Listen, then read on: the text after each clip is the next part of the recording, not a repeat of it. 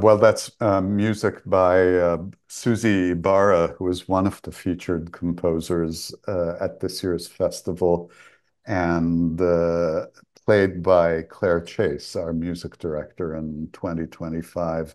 And when I heard that piece, I immediately texted Claire and said, "It's called Sunbird. We've got to have it. It's for Ojai." And Claire instantly said, "Of course, I was planning to play that piece." So we glommed on. Claire, welcome and thanks so much for making the time. You're in the middle of a very active and busy period, but it's really lovely to have your company.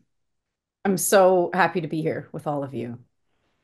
This is hardly your first time in Ojai, and I wondered if you could just begin by talking a little about your experience as a performer in several different Ojai festivals.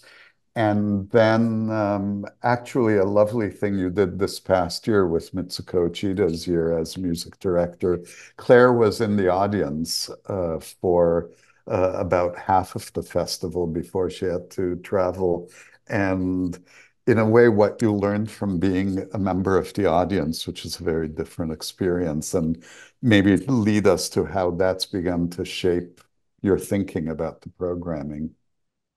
Yeah, well, there's no place in the world like Ojai, and there's no gathering of musicians and ideas like the Ojai Festival. So the festival has taken on kind of mythical dimensions for me from the time that I was a kid growing up in Southern California. The first time I played there was 2015, I think, during Steve Schick's year, which was a tremendous festival. I'm sure many of you remember that festival and the truly Herculean feat that Steve performed every single night of the festival as a conductor and a small god on stage as a percussionist and as a brilliant curator. So that was really my first extensive experience inside the festival. And I made the pact with myself that I would go to every single concert, including the ones that I was playing. And obviously, I had to show up for those, but that I would go to every single concert that didn't coincide with the sound check or something else that I was required to go to. And I almost made it to everything. It was an incredibly dense and packed and just exuberant 4 days. Some of you may remember the I think it was 4:30 in the morning event that we did, a 4.5 hour piece by Morton Feldman, which was one of the most ecstatic and really illuminating experiences of my life. Playing next to Steve and playing next to Steve at 4 o'clock in the morning was life-changing. So that was my first experience, and then I was so delighted to be invited back the following year when Peter Sellers was music director in 2016. We did a lot of Kaya Saryaho that year, and so it was really special when I visited the festival this year to feel her presence again, and just what an important guardian she has been for, well, for musicians everywhere, but I think especially for the festival and for the musical progeny. Um, the number of people she's influenced is just it's uncountable. And then I came back in 2017 during Vijay Iyer's year, which was also a tremendous experience, completely different. And did a large scale collaboration with Taishan Sori that year. We also, for those of you who might have been in the audience in 2017, we did a little tiny seedling of Marcos Walter's Pan, which was it was barely a piece at that point. It's now flowered into a major work, which we'll be presenting on the festival. But it was a really special thing to be able to give that little seedling its first outing in the Ojai community. So I haven't been back since then until Mitsuko's year, which was amazing. And as Ara said, the experience for me of being a listener without the pressure of playing was exhilarating, and also really clarifying in terms of what Ara and I wanted to do this year. Because when you're a performer, you run on fumes. Adrenaline keeps you going, and you say, "Well, of course, I can do another concert. I can do another rehearsal." And as a listener, endurance it's differently experienced. And so I was really struck by the balance of the programs, by the space in between and how wonderful it was to catch up with people and have time for meals. Um, and of course, I came with 10 million ideas and wanted Ara to pack them all into this festival. And what we've come out with, I think, is a much more sensible arc that was informed hugely by my being there and being, among all of you in the audience. I sat in the lawn, I sat up close, I sat far back. I tried to experience it from as many different angles as possible. And because of the tremendous sound team that Ojai has, there's not a bad seat anywhere on campus. So. Well, just a shout out to Mark Gray, our audio engineer. It's a huge luxury to have a very gifted composer and very serious musician as our sound engineer, and it does make a huge difference to have that level of understanding. You also made a quick trip earlier in the year away from the festival, and we had a succession of meetings. But we also took a walk joining Friends of the Ojai Valley Land Conservancy and visiting the Ojai Meadows Preserve, which will feature in the festival, and we'll talk about it. But I wonder to what degree also not only the history and the character of the festival, but the landscape has shaped the festival for you. You are a Southern Californian. You do respond to the landscape. It is largely an outdoor festival. And I don't think it's entirely coincidental that so many of the works on next year's festival our responses to landscape or our role as caretakers and participants in the environment and many other related subjects. How much did where Ojai is and what the setting looks like kind of color what pieces appear?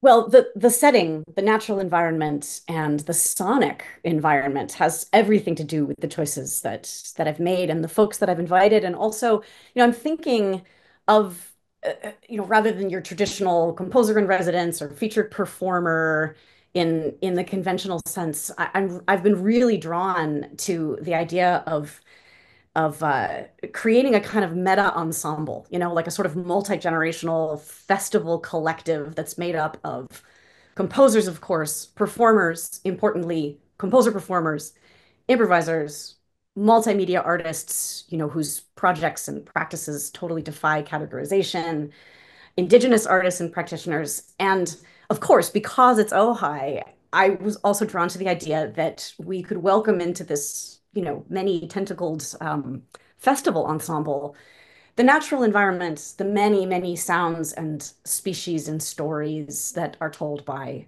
the flora and fauna that are our neighbors throughout the festival. And so, yes, we'll be doing an event at the Land Conservancy, and the idea for that was sparked by just taking that walk with you, Ara, that morning, and imagining music in one particular spot where the birds were just outrageous. I mean, we were there late in the morning, and so I imagine a couple of hours earlier in the morning, they're going to be, well, as Messiaen said, the world's oldest musicians and cacophonous and on fire with ideas. And so we'll actually have a site-specific commission for that very place by the wonderful composer and sound artist Susie Ibarra. And speaking of, sort of intergenerational dialogues and lineages, that piece will be dedicated to Stephen Schick for his big birthday that happened this year.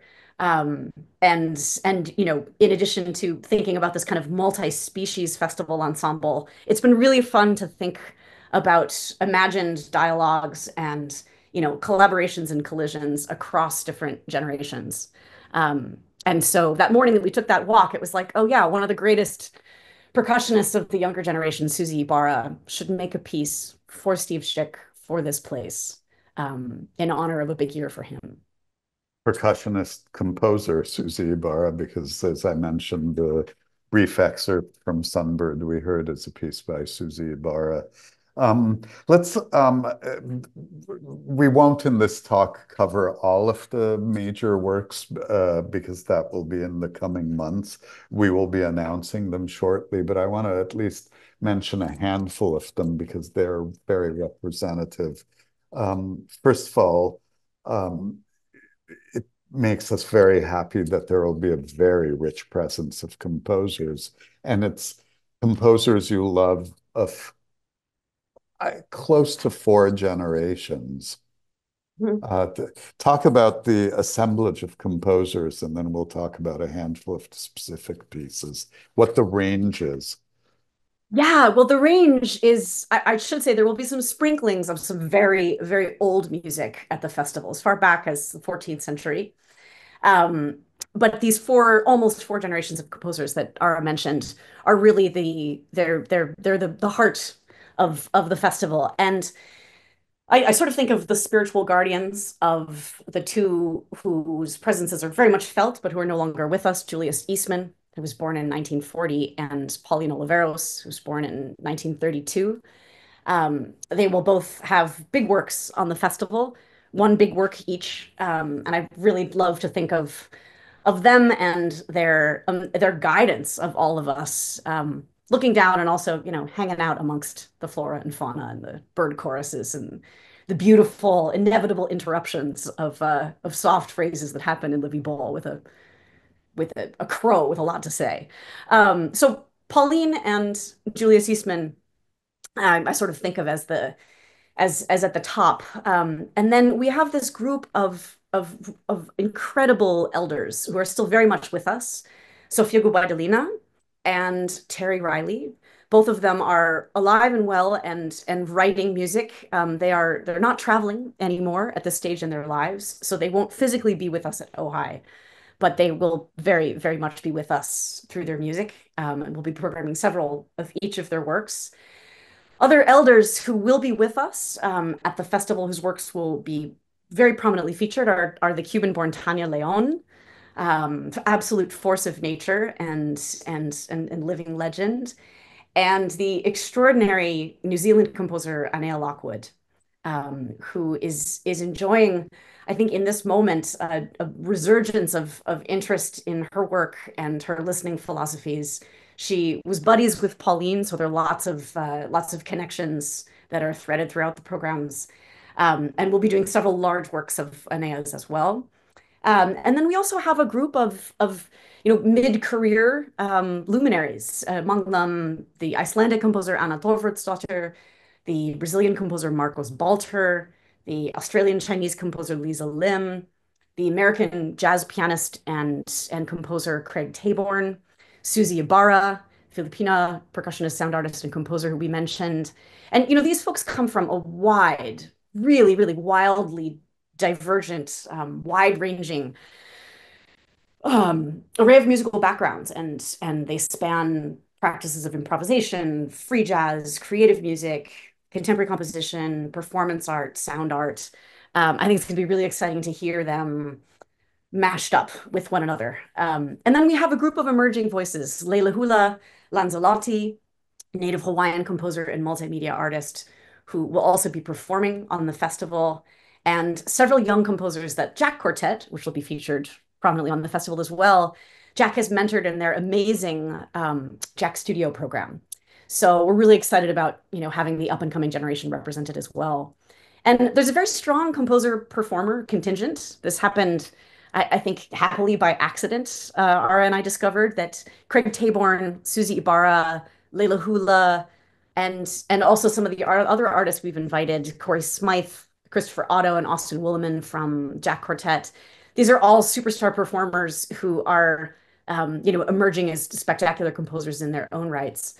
And Craig and Susie and Leila Hula, um, you can't possibly put them in any category or say that they are more a composer than a performer or more a performer than a composer. They are extraordinary artists, and it'll be so exciting to have them both in the audience listening to their music and on stage playing their music, and importantly, playing music of other featured composers on the festival. So in the spirit of that meta ensemble collective idea, um, I'm excited about inviting everybody to play music that they haven't played before and to play in combinations, ensemble configurations, and combinations that they haven't played in before.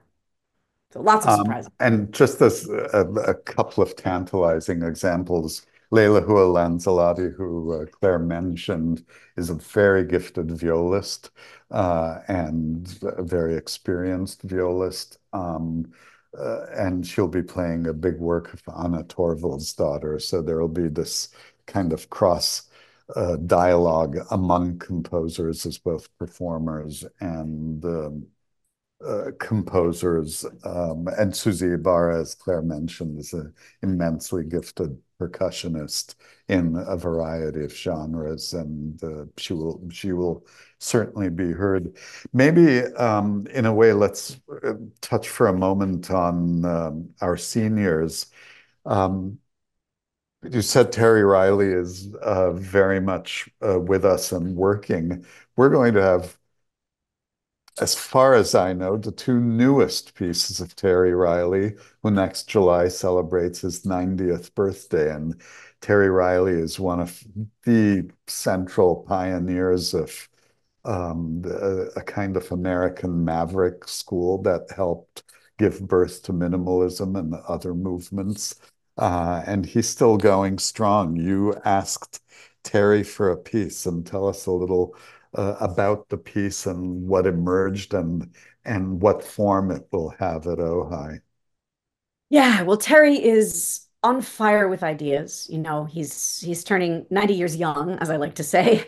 And he is writing music and just inciting collaborations and connections with such urgency and vitality. And it's just tremendously inspiring to be in his midst.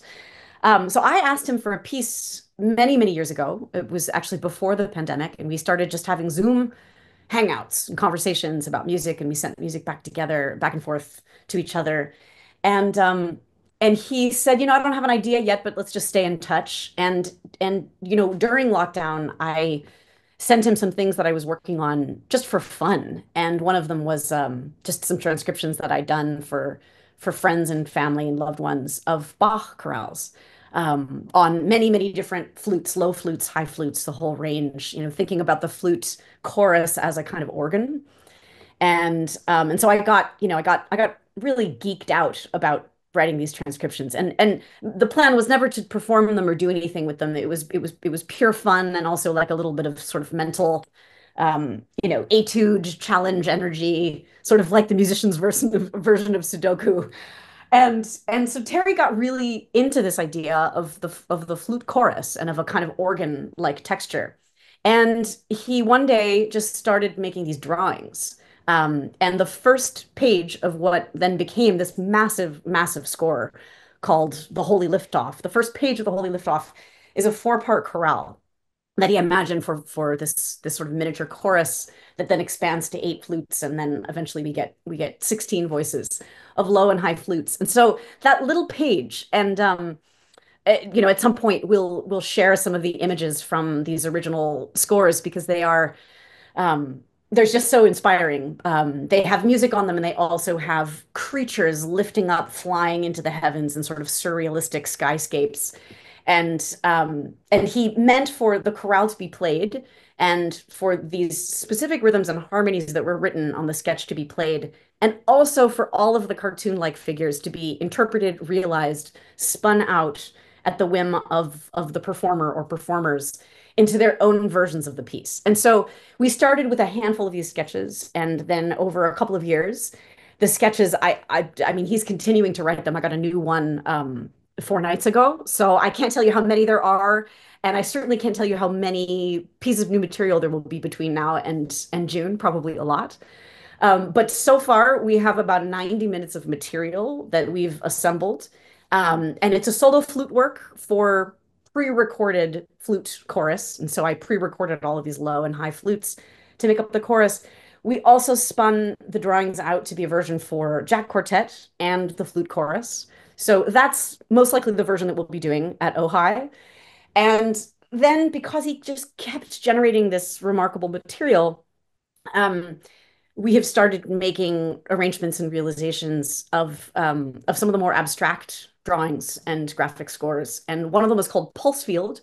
And with the collaboration of this brilliant composer, Samuel Clay Bermaher, who's been working with me and Terry throughout this entire process, he arranged one single drawing for a large ensemble, kind of a chamber orchestra-sized group of Juilliard students the other night. We gave the world premiere of that. So at Ojai, we'll be doing bits and pieces of the Holy Liftoff, and probably some brand new material that Terry will write a couple of days before the festival. But all of it, including this new piece, Pulse Field, is under the frame of the Holy Liftoff. His idea is that the Holy Liftoff is a liftoff for the performers and for the audience. The score is a jumping off pad to lift off from, and that there are limitless variations, realizations, possibilities of ways to interpret and mount a performance of these works. So already we've talked about a version for children's chorus, a version for laptop orchestra, a version for, only amplified um, uh, cacti and plants. And I mean, the sky's the limit. Percussion ensemble, community ensemble jam, the options can go on and on. And Ara, we might, be drafting you to play in one of these Holy Live. So Well, I'm particularly excited about the version with you and the Jack Quartet, the flute chorus and the Jack Quartet. That will be the culminating work on the Friday night program at Ojai. And you mentioned Bach, and I've unsuspectingly come upon you practicing Baroque flute music, and I know you have a secret life. And we're doing an exceptionally beautiful piece of Sofia Gubaidulina in a meditation on a work by Bach, and we will find ways of weaving in the original Bach as well. So one of the other things that strikes me, another kind of underlying theme um, of the festival, or a thread that's emerging, I don't want to call it a theme, is the old made new. So there's a piece of Anna Torvaldsdottir for prepared harpsichord, which sounds nothing like a harpsichord you've ever heard, and kind of reimagines the instrument. You mentioned the Jack Quartet will be playing a series of pieces they call modern medieval, and that's rethinkings of some very old pieces. They're fascinated by music of the 14th and 15th century and how they can be adapted to modern instruments and heard in a fresh way. So there is an element of old and new going. Um, I wanted to ask you about Lisa Lim, who's another great collaborator of yours, the Australian composer. We will be doing at the Greenberg Center indoors on one of the afternoons a piece called Sex Magic, which is a very ritual piece about eroticism and fertility, the sacred erotic in a woman, and kind of involves three almost altars or playing areas, has a theatrical element.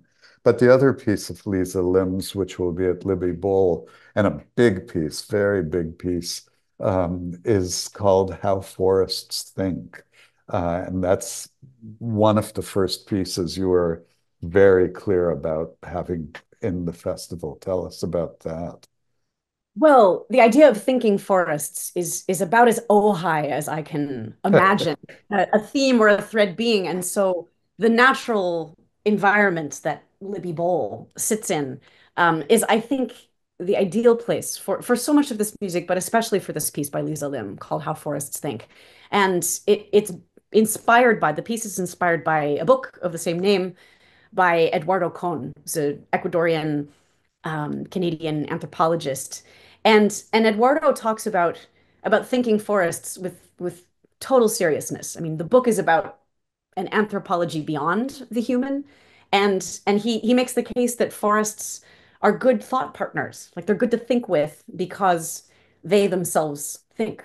And he says emphatically over and over again, forests think. I want to take this seriously.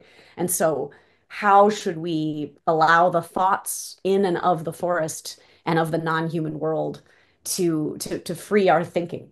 And Lisa sort of took this further, asking that question, well, how do we use the idea of, and also if you think about a contemporary music ensemble, it's sort of beyond an idea, it's the actualization of a thinking forest. And how do we use this to liberate our sound making and our music making, not just our thinking? And she writes really beautifully in her program note for the piece. I just have it written down here. She says, one might think of a forest as a choir, or certainly as an ensemble. Stories, dreams, and thoughts inhabit multiple forms in a living matrix. They ask us to look beyond our limited human gaze and limited human time span. And she goes on to talk about how we could think of a forest as a choir or certainly as an orchestra or as an ensemble. And I am so excited to hear this work. I played it years ago as a member of International Contemporary Ensemble. I also had the great pleasure of listening to it at Banff Center. I think the same summer that you were there, Ara. And as it's a powerful experience to play, it's even more powerful to listen to. It's about a 40-minute piece, so it's a journey for the performers and for the listener. And I'm so excited to hear it in Libby Bowl, also with all of the contributions of our multi-species friends around the bowl. And as Ara mentioned, the that program begins with Bach, and it begins with BWV 668, which is, this chorale of Bach's that he wrote when he was losing his eyesight. And he knew that he was near the end of his life. And so it's this chorale that takes on kind of mythical proportions. Um, Followed by Sofia Gubaidulina's setting of that Bach. She calls it a meditation on BWV 668, followed by the great Tanya Leon's Hechizos, which is a work for large ensemble, hechizos, spirits, um, magic spells. And then the whole second half is how forests think. So these interconnected themes of thinking forests and multi-species conviviality and collaboration are what animate that program. And just to tantalize you a little more, we made a star of the accordion at this past year's festival in unexpected ways. If our plans go as we hope, Lisa Lim's How Forests Think is for many traditional Western instruments, but one very distinctive Chinese instrument called the sheng is part of the ensemble, which is um, imagine a harmonica as a pipe organ. It's a many reed instrument actually with pipes. That's a wind instrument, and it has the most astonishing and otherworldly and expressive sound. So we're just in the process of confirming an extraordinary sheng player. So you have new sound worlds to look forward to, and he's like some sort of mesmerizing bard, and he'll play in other settings as well. You mentioned Marcos Balter's Pan, of which we heard a tiny, tiny seedling, as you so nicely put. That's that closes the opening night. That's another ritual work meditating on the life of the goat god Pan, and that involves community participation in a really lovely way, which was also sort of from the beginning a very important guidepost for you to involve the community. Tell Yeah. us a little about how Pan came to its final form. Well, like so many of these works, there's no final form. This is a continual becoming, and the version that we'll do in Ojai will be different than anything that we've done previously, and most certainly will be different than anything that comes after it. Um, we are going to engage audience members. Any of you who are interested in participating, there will be an opportunity to participate in this piece, which is really inspired by the idea of a Greek chorus. This chorus that is made up of the people. And so there's a little bit of singing and some recitation of text, but for the most part, the chorus parts are small, handheld, quite straightforward to play instruments. Um, and we'll also be, I'm really excited to work with some school children from the Ojai community and other community groups. So that's the opening night event, and I think it'll be a real community jam. Also on that program, interestingly, is a big piece by Anea Lockwood called Bayou Born, which was Mm. dedicated to Pauline Oliveros. So in some ways, we do bookend the festival with Pauline, but the first experience of Pauline is a piece written for her by a peer and a very, very different composer. And then the last thing we hear on the festival is Pauline's big piece, The Witness. Um, but Annette Lockwood's Bayou Born is a piece based on the movement of rivers, and so the players sort of inhabit each section of the river that finds its way to a rushing climax at the end. And we plan to use the entirety of the bowl and the surrounding area for Ina's piece and also for Marcos's piece. So my hope is that it'll be an opening that welcomes literally everyone. Let's talk for a moment. I'm so intrigued by Anea Lockwood, who is one of the true originals. And although she's New Zealand born, she's lived in the US for many, many years. And now in her 80s, extraordinarily active and with a real resurgence of recognition and new work.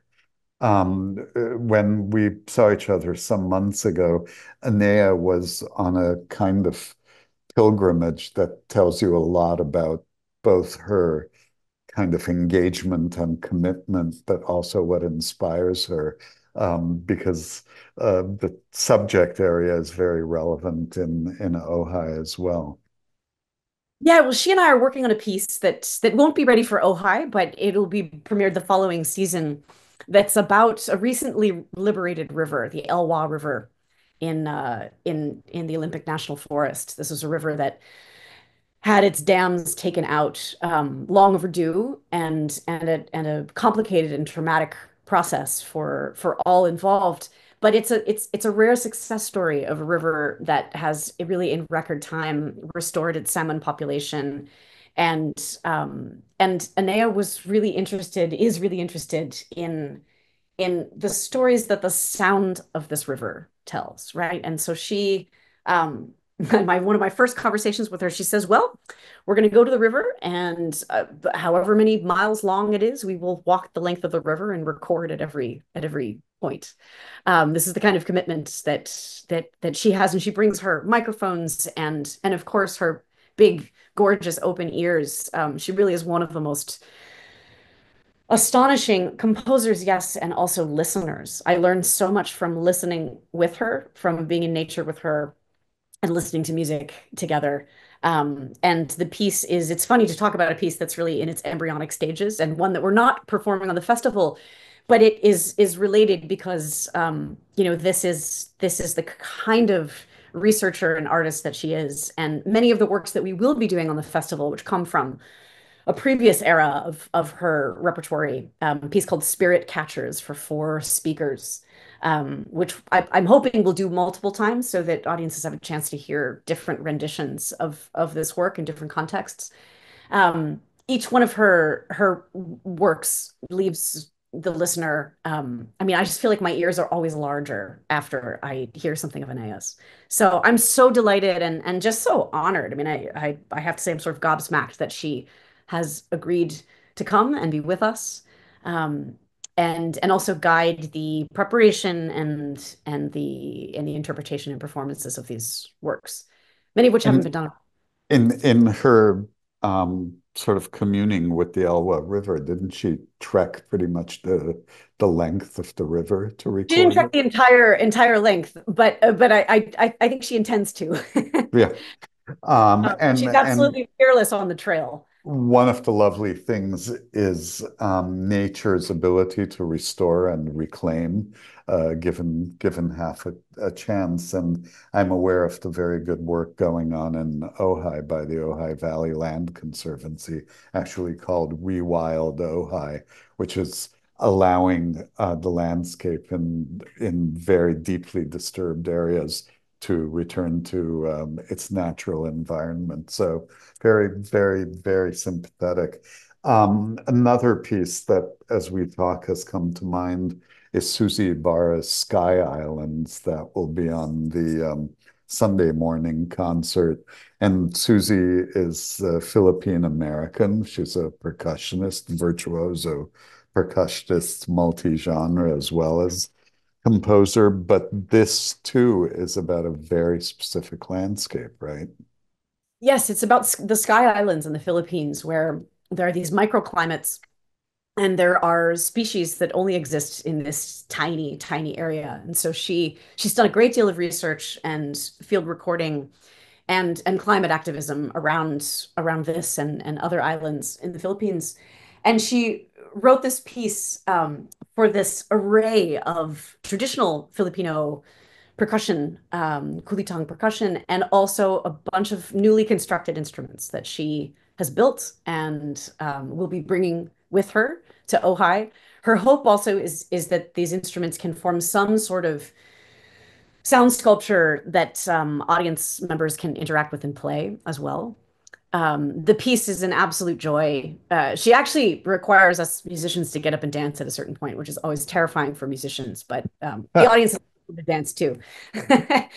But that program is that piece, which will be a premiere of a new version, will be paired, as Ara mentioned, with Jack Quartet's arrangements and realizations of 14th to 17th century music that were really, really brilliantly put together by their violinist Chris Otto.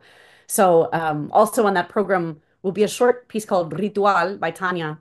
And so the idea of rituals really marries all three pieces. You know, the rituals of traditional Filipino music, the rituals of this for us ancient music, um, and and Tanya's ritual origins as well.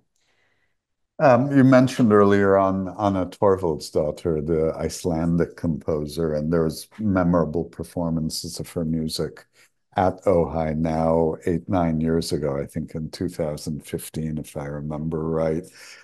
She, for me, is one of the most remarkable composers writing now with this ability to write music that has a kind of mysterious gravitational force that both suggested the physicality of the landscape, but also a sort of inner landscape. The piece you're performing is a piece she wrote for your density project, and it involves you, two cellists, Seth Parker Woods, who played most recently at Ojai with Amok a couple of years ago, and Katinka Klein, as well as Corey Smythe. Tell us a little about that piece, and then I want to ask you about density. Yeah, the piece is called Ubique, and we premiered it last season. So it is it'll be out on a recording on Sonoluminous this year. I think actually in February, so it'll be this season.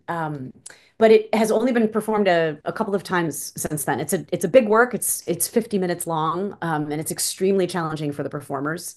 Um, Extremely satisfying and also very challenging. And this particular group of players for whom it was written is some of my favorite musicians that Ara mentioned, and also some of the most difficult musicians to get in the same place at the same time. So the performance at Ojai is all the more special because it's been so difficult to get this little tiny band back together.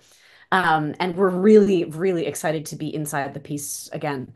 It's called Ubique, and the way that Anna describes the choice of that title. You know, when I first read it, I thought, you don't mean ubiquitous, right? Because in English, that's not the most poetic word. But the way that she describes the Latin ubique as a force that is everywhere and a sound that is everywhere, it is transhistorical. Like it is in the past, it's in the future. It's all around us, it's inside us. And there's a kind of a vital song that is animated in the piece. I think of it as a vital song. These are not her words. Um, and these gorgeous, long, seemingly never-ending melodies that come out and just I wouldn't say that they float, they actually drive in the most powerful and vulnerable way. And honest music is, as you can tell from my efforts to describe it, so difficult to describe and also so important to try to describe because it needs to be played and programmed.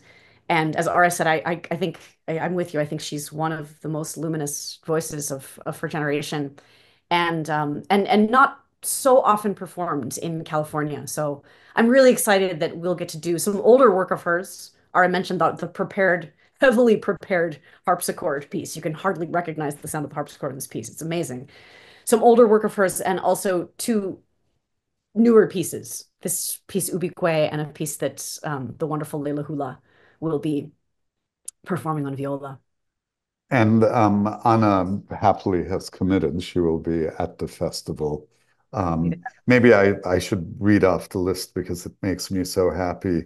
Anna Torvaldsdottir, Lisa Lim, Susie Ibarra, Marcos Balter, Craig Taborn, and the Nail Lockwood and Tanya Leon will all be at the festival. So it's a feast of composers, and Terry Riley and Pauline Oliveros and Julius Eastman and Sofia Gubaidulina will be with us in spirit and watching from afar, and maybe in two cases from other worlds. So it's terrific. Claire, your immense project of kind of breathtaking scale is the Density 2036 project, which is a project to generate and commission new work with flute, but not exclusively only for flute, across more than 20 years or 20 years or so. And I can't resist but ask you about what's on the walls behind you, as a way of just telling everybody about the Density Project, which we have not had many encounters with in Southern California. Yeah, well, these scores behind me are some of the first pages of scores that have been written for the Density Project. And in the nuts and bolts of the project, it's a 24-year commissioning initiative that I started in 2013. And 2036, which will be the end of the project, although at this moment, I can't imagine ending the project. I think I'm probably going to have to extend it. 2036 will be the 100th anniversary of Edgar Varèse's Density 21.5, which is, for me, one of the most important 4-minute solos of flute music ever written. It's up there with Bach and Debussy and the most beautiful melodies of Ravel, and the most beautiful 18th century music too. That was the flute century was the 18th century, and it's my mission in life to make the 21st century the flute century as well. So that piece, Density 21.5, changed my life when I heard it for the first time as a kid growing up in Southern California. And I've been dedicated to it ever since then. And 12 years ago, I asked myself the question, well, what will that piece or what will that collection of pieces be in the 21st century if density, changed the way that we think about the flute so dramatically, so radically, so powerfully? What will what could be that piece in the 21st century? And so that seemed to me an interesting question and reason to start a project, to not attempt to answer it. I mean, that would be presumptuous. And this is the beautiful thing about making contemporary music, right? Because we none of us will live long enough to know what will actually withstand the test of time and what will be a classic, right? Um, but what we can do, especially as performers, is to generate and collaboratively bring into being um, a great amount of material that forces us and our instrument and the conventions of the concert experience into different and more creative and more expansive directions. So that's what I wanted to do with Density 2036, the project. And basically each year between 2013 and 2036, I commission and premiere and record a new program of music. And the only rule of the project is that we break the rules that we had the previous year, right? We work with different people. We push the instrument, the repertoire, the techniques, the ideas that we're exploring in different directions. And Yeah, so we're in exactly the midpoint this season. And we're at the 12-year mark. Terry Riley and Anea Lockwood straddle the middle of the cycle. And I'm so excited that both of them will be with us as well as several Density composers from the past 5 years. Marcos Balter's pen was Density, Lisa Lim's Sex Magic, Susie Ibarra's Sky Islands, right? Is Sky Islands? No, No, Skyland's a not. separate It's project. unrelated to Density, but The Craig and, Table and piece. Craig Taborn's Busy Griefs and Endangered Charms. And what you described about the thrill of reinventing every year or imagining anew, I think captures for me why you're such an ideal Ojai spirit, because the pleasure of the Ojai Festival is actually to reimagine and invent each year. And in my more teasing moments, I like to say, you think you had us figured out last year? Just wait. And for each year to be a surprise and expansion and an encounter with expected and unexpected in the spirit of discovery. So I think, my friend, we are well matched in our objectives.